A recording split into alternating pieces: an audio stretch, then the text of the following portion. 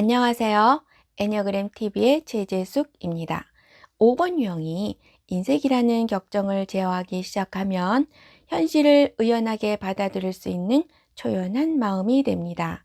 초연한 마음을 이루어가는 5번 유형은 세상과 소통하면서 탁월한 통찰력으로 지적 능력을 발휘하는 유능한 사람이지만, 인색이라는 격정에 사로잡히게 되면 세상과 분리된 관찰자로서 사람들과 감정적으로나 물리적으로 거리를 둔 채 세상에 대해 지식적으로만 알고자 하는 사람이 됩니다.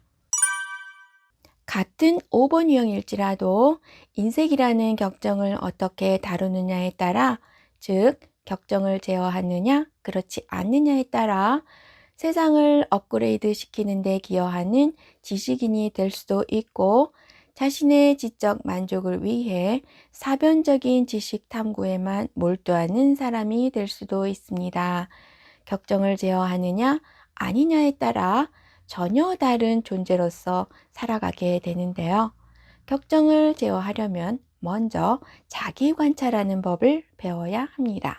자기 관찰을 하려면 5번 유형의 특성을 알고 5번 유형의 특성이 자신의 삶 속에서 어떻게 나타나는지를 발견해야 하는데요.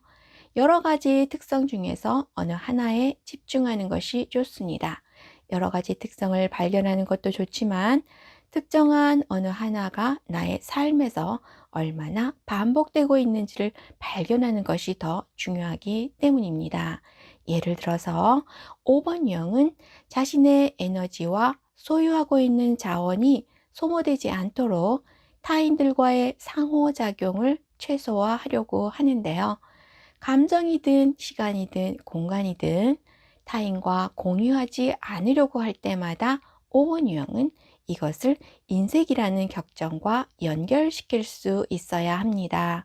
이렇게 5번 유형이 격정이 떠오르는 순간을 포착할 수 있고, 그래서 희미하게 의식하기 시작한 격정에 인색이라는 이름을 짓고 나면 점점 더 쉽게 인색을 의식할 수 있게 되고, 인색이라는 격정을 점점 더 의식 속에서 명백하게 관찰할 수 있게 되는데요. 격정에 따라 행동하고 있는 나를 관찰하는 것이 자기 관찰입니다.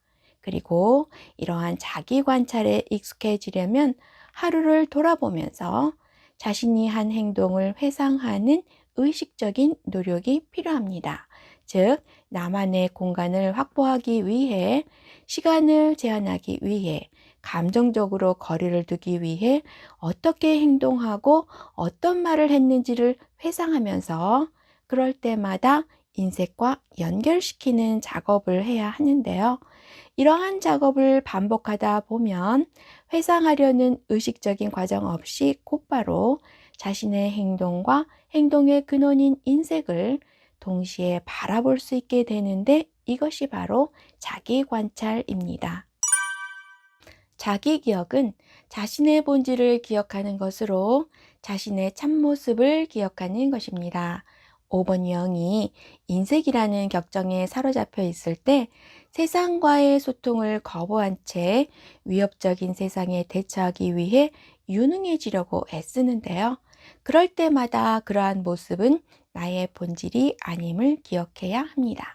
나의 참모습은 사람들과 거리를 두고 만약의 상황에 대비하기 위한 자원을 축적하기 위해 그다지 필요하지도 않은 일로 바쁘게 지내는 것이 아님을 기억해야 하는데요.